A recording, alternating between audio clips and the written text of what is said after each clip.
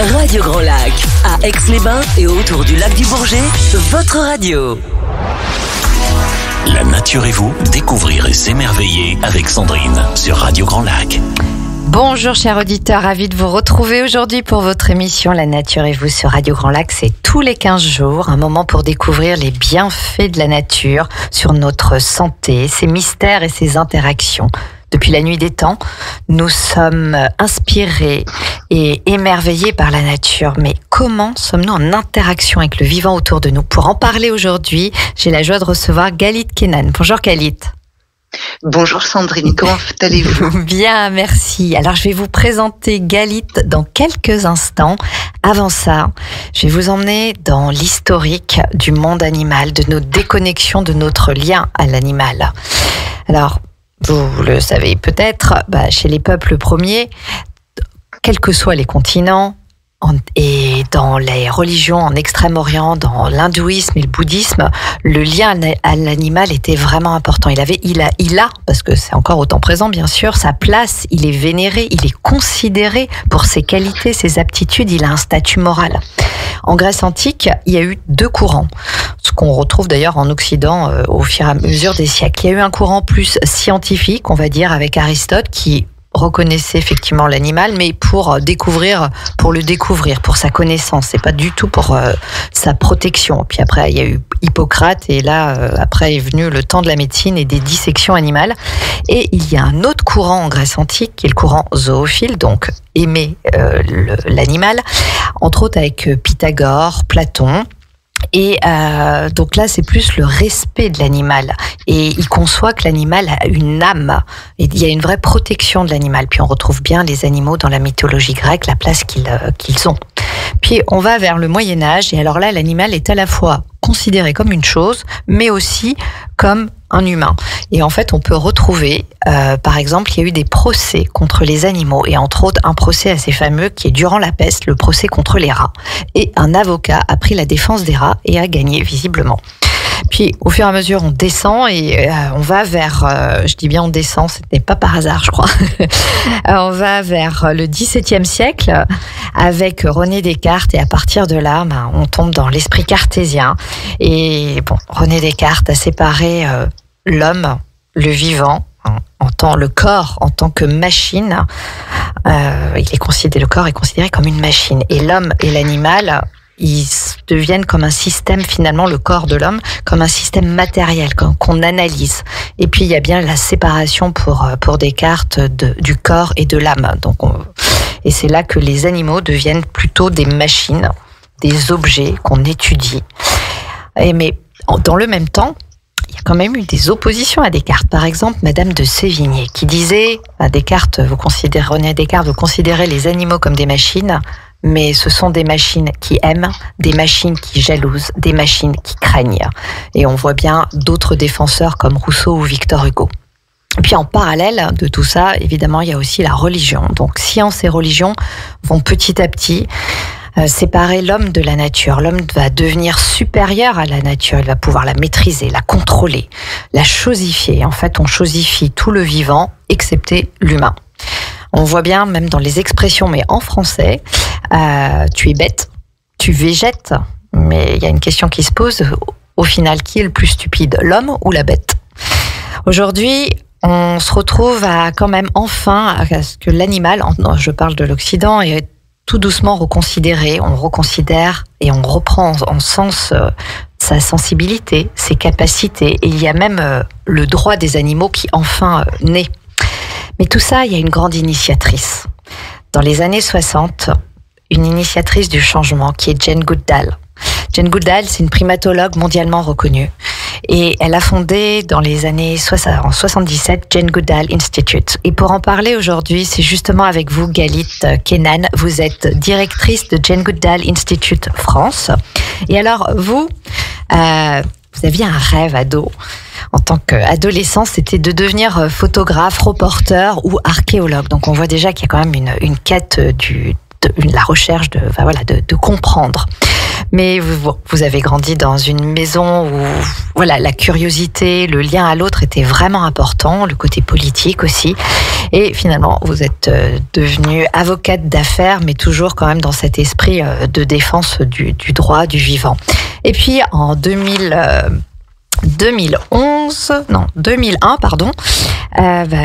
vous avez commencé à rejoindre justement une ONG qui voulait réunir 100 rabbins et 100 imams. Voilà, comment réunir les différences, ce qui oppose. Et puis votre chemin a rencontré Yann Arthus Bertrand pour le projet Humanity et 6 milliards d'autres.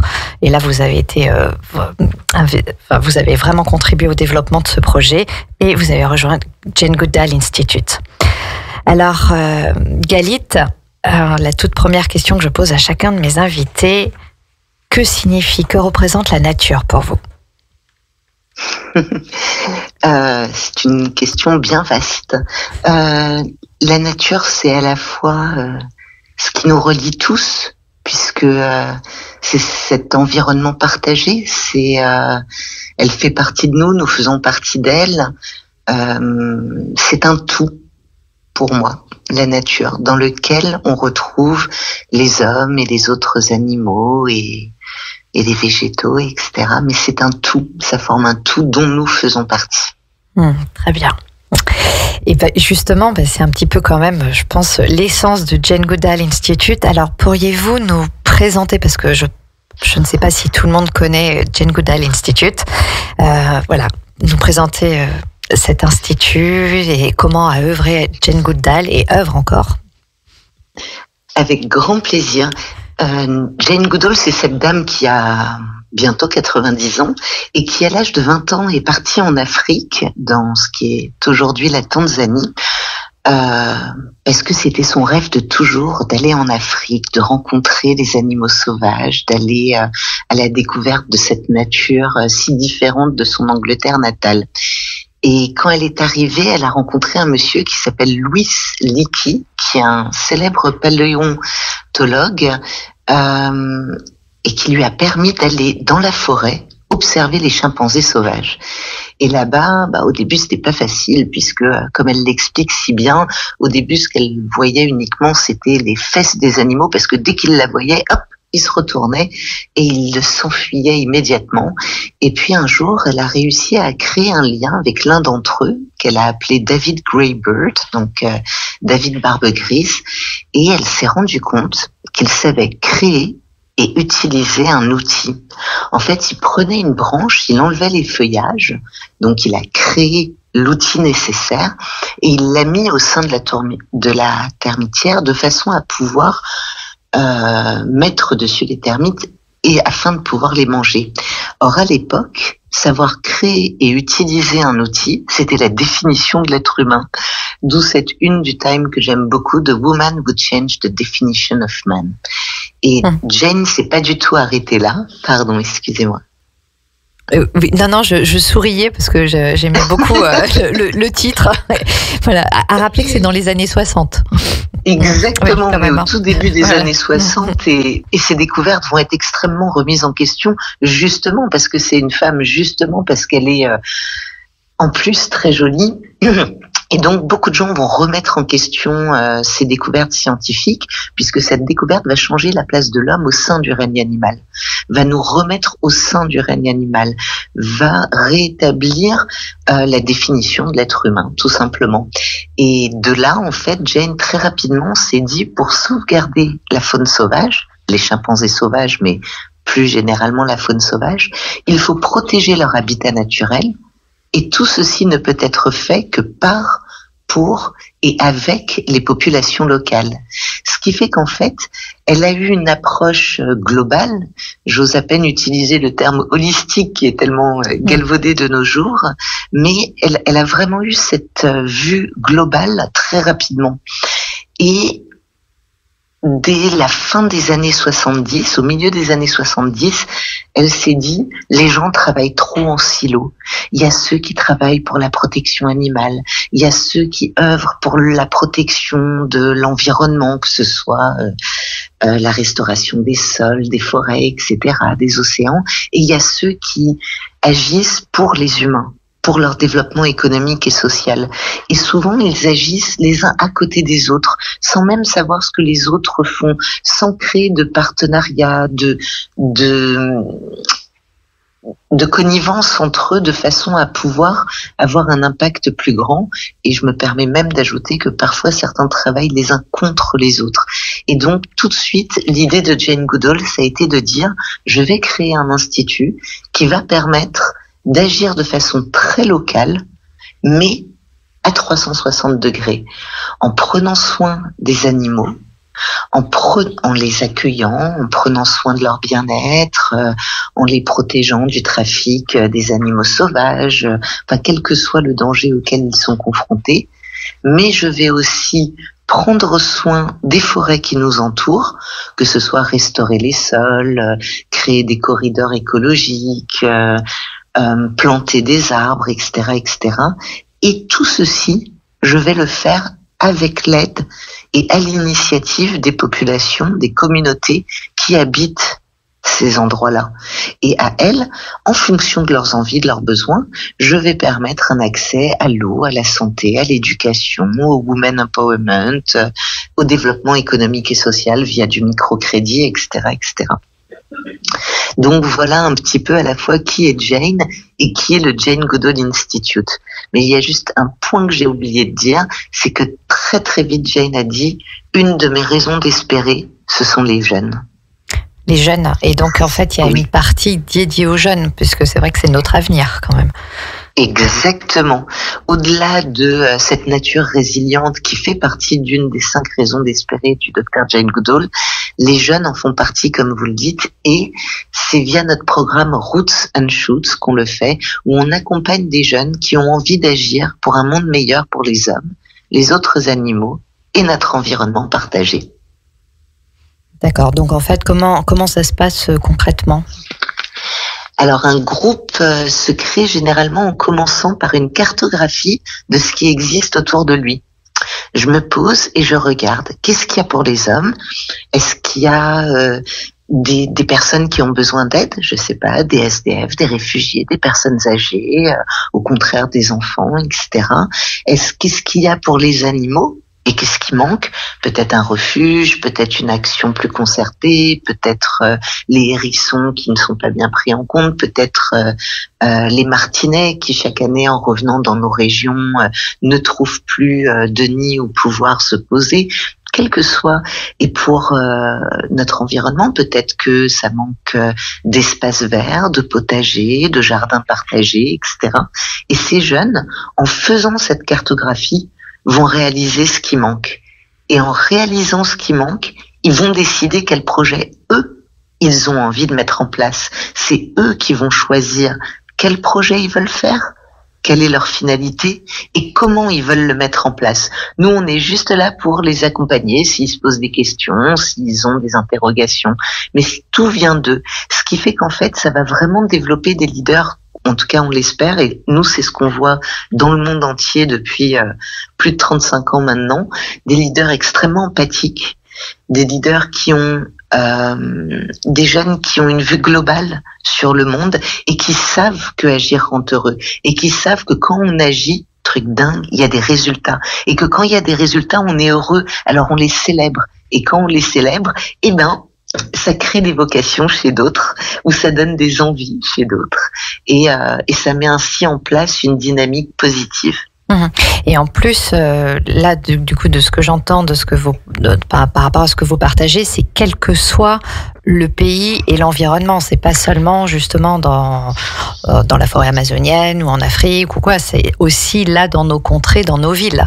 Donc il y a, il y a de ce fait une prise de conscience de l'interaction des écosystèmes.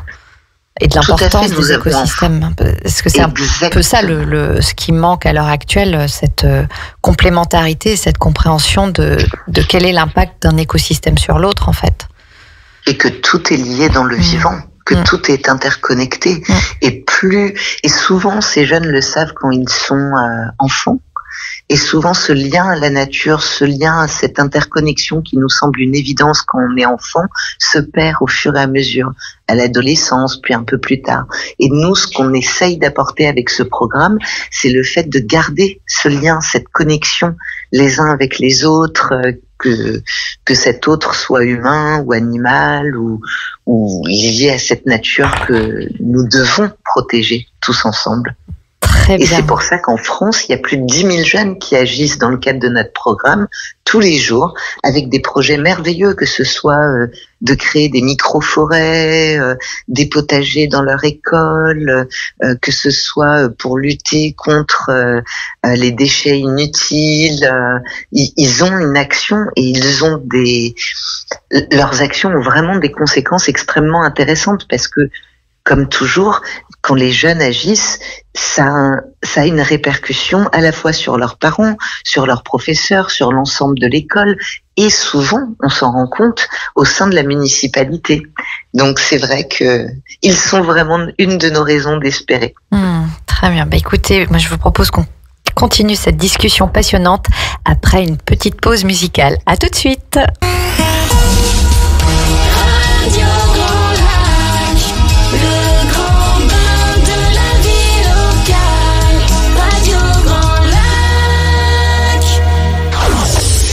Aix-les-Bains, à Chambéry et bien plus encore, Radio Grand Lac vous accompagne sur le 92.1 FM.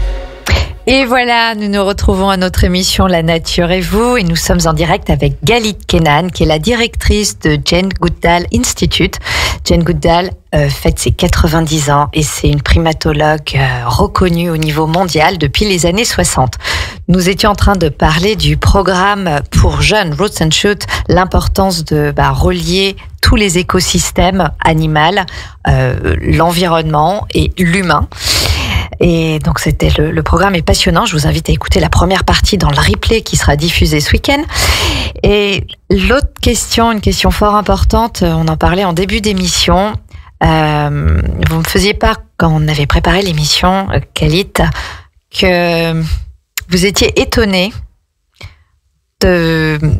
j'arrive plus à retrouver, la phrase, là, exactement, mais de cette... Quand on dit que l'homme est un animal, vous êtes étonné de la réaction de la plupart des personnes encore à l'heure d'aujourd'hui.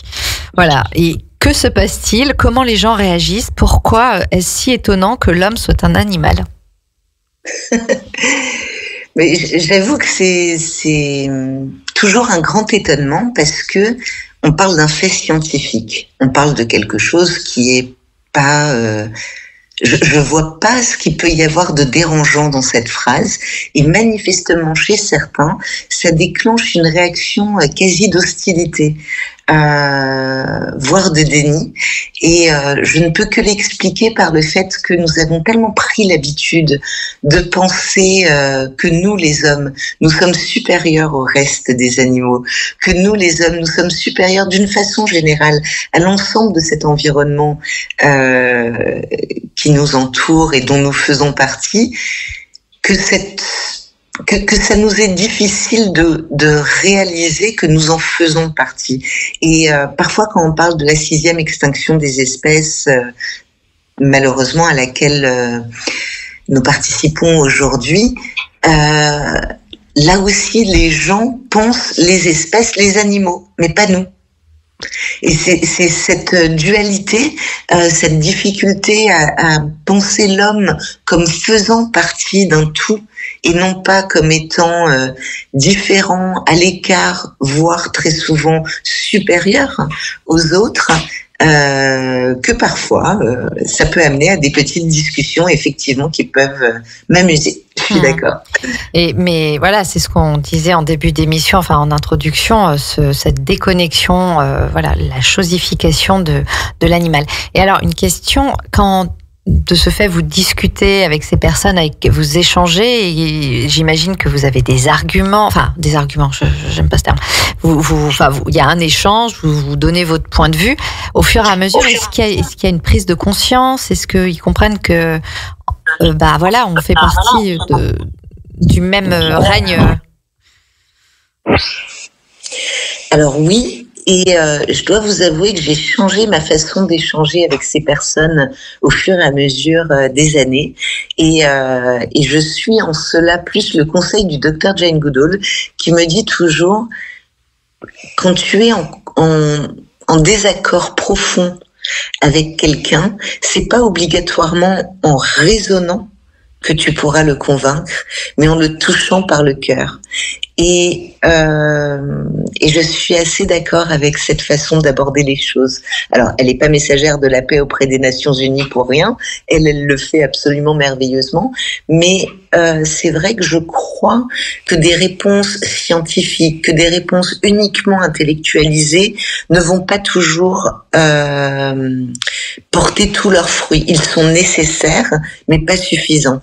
Et il faut compléter cette réponse-là en ayant des discussions sur le côté, en ayant des discussions qui touchent au cœur, tout simplement. Et vous leur donnez des exemples. Enfin, Jane Goodall, il y a plusieurs histoires positives qu'on retrouve en fait sur le web. Est-ce que par exemple vous pourriez nous en partager une justement qui va toucher au cœur? C'est les posts, j'allais dire, au lieu de les appeler, j'ai plus Hopcast, ça a été appelé Hopcast, Hop, espoir en anglais. Est-ce qu'il y aurait un exemple justement qui touche au cœur de ce lien? Avec plaisir. Moi, un exemple qui m'a marqué, c'est quand Jane est arrivée aux États-Unis pour essayer de lutter contre l'expérimentation sur les animaux. Beaucoup de gens avaient essayé, beaucoup de gens s'étaient cassés les dents et c'était une loi qui était très difficile à faire passer. Et Jane a proposé d'aller rencontrer les gens au sein d'un laboratoire, ce qui est déjà une démarche peu usuelle.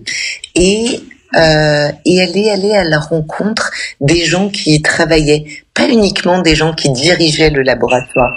Et quand elle est arrivée, ils ont commencé à lui expliquer, vous voyez, nous on a suivi vos préceptes, on a amélioré énormément leur vie dans cette cage, regardez, on a mis, et puis ils avaient mis des choses horribles qui convenaient pas du tout, etc. Mais ça partait d'un bon sentiment pour essayer d'améliorer la vie, en l'occurrence c'était des singes, et Jane a commencé à discuter avec eux, et au bout d'un moment elle a ouvert son téléphone et leur a dit « Ah, c'est drôle, il me fait penser à tel chimpanzé. Oh, puis regardez, un tel, il me fait penser à tel chimpanzé. » Et petit à petit, elle leur a montré la vie des chimpanzés sauvages, en liberté. Comment ils étaient, comment ils se comportaient. Il y avait des mamans avec leurs bébés, il y avait des moments de vie sociale de groupe, etc. Et en voyant ça, en fait, ils ont réalisé le décalage entre ce qu'ils présentaient et la vie normale de ces animaux. Et ça a été manifestement un vrai déclic. Et figurez-vous que ce laboratoire a fait partie de ceux qui ont œuvré pour faire arrêter les tests sur les animaux en labo aux États-Unis. Et voilà, je trouve que c'est un exemple simple, mais en même temps un exemple très parlant. Oh, je suis toute émue. Non, mais parce que c'est émouvant en fait. Bah oui, ouais, c'est clair. Et autre question par rapport à votre programme Roast and Shoot. Alors j'imagine que c'est pas seulement en Occident, ça se passe. Il y a aussi des actions qui sont menées en Amérique du Sud, en Afrique. Et quelles sont les réactions des populations? Quels sont les résultats à l'heure actuelle, parce que il y a toujours de la chasse, il y a toujours de l'extinction de l'espèce, voilà. Donc comment ça se passe face à tout ça? Eh bien, ça se passe extrêmement bien, parce que comme toujours, quand on prend le temps de parler, quand on prend le temps d'échanger, quand on prend le temps d'expliciter en quoi l'environnement d'une communauté qui lui semble, je vous prie de m'excuser, il y a mon chien qui intervient. Voilà, comme ça il réagit à ce que vous êtes en train de dire. Voilà, c'est ça le elle vivant. Elle est pas contente. Voilà. Donc c'est qu'il y a quelque chose quand même, ça passe pas toujours bien alors. En fait, on sait dans ces cas-là que le fait de dire aux gens que vous avez autour de vous, c'est un patrimoine extraordinaire. Vous avez une chance unique au monde. Vous êtes les gardiens de la nature. Vous êtes ces gardiens que nul ne peut remplacer. Et c'est vous qui êtes, c'est de vous qu'on veut venir et apprendre. C'est de vous qu'on veut reconnaître, et vous êtes nos héros. Et on veut que le monde entier le sache. Ce qui fait que, en fait, ça se passe généralement extrêmement bien. Et toujours au Jane Goodall Institute, on va passer à la fois par les jeunes, puisque avec notre programme Roots and Shoots, on va sensibiliser tous ces jeunes-là et des écoles entières, mais on va aussi travailler avec les parents, on va aussi travailler avec les leaders de communauté, si je puis les appeler ainsi, etc., de façon à ce que l'approche soit globale là aussi. Il n'y a pas une seule façon de parler, il n'y a pas une seule façon d'agir, et chacun doit trouver la sienne, celle qui lui convient, et celle qui va lui permettre de s'épanouir tout en protégeant un patrimoine merveilleux. Et c'est un travail qui va de pair avec un travail de plaidoyer, parce qu'il nécessite... C'est trop facile d'arriver et de dire aux gens, il faut pas couper les arbres, il faut pas tuer les animaux. Quand c'est pour manger, quand c'est pour se chauffer, soit vous amenez une solution alternative et durable, soit, vous vous taisez, parce que sinon c'est agressif. Ça, c'est la première chose. Oui. Et ce que j'allais dire, c'était le côté que, après, c'est prendre. Je veux dire, les peuples premiers, ce qu'ils font, c'est ils prélèvent seulement ce dont il y a besoin. Je veux dire, depuis la nuit des temps, le bois sert à nous chauffer, mais c'est tout dans la mesure, en fait. Galit, j'aurais encore plein de questions, parce qu'après, il y aurait mais après, il y aurait la réalité. Une autre réalité, c'est la confrontation face à d'autres organismes, à d'autres politiques, qui créent des réserves, etc. Seulement, nous arrivons à la fin de l'émission, malheureusement. Mais donc, ça veut dire que je pourrais peut-être vous réinviter. Et donc, pour conclure, comment on peut retrouver les activités de Jane Goodall Institute, où on peut vous retrouver? C'est gentil de demander ça. Nous avons un site internet, janegoodall.fr, et dessus vous pourrez retrouver toutes les façons de s'engager, en devenant bénévole, en devenant chimp guardienne, c'est-à-dire en parrainant des chimpanzés, ou bien en cette période de fête, en faisant un petit don, comme toutes les associations de France et de Navarre. C'est le bon moment.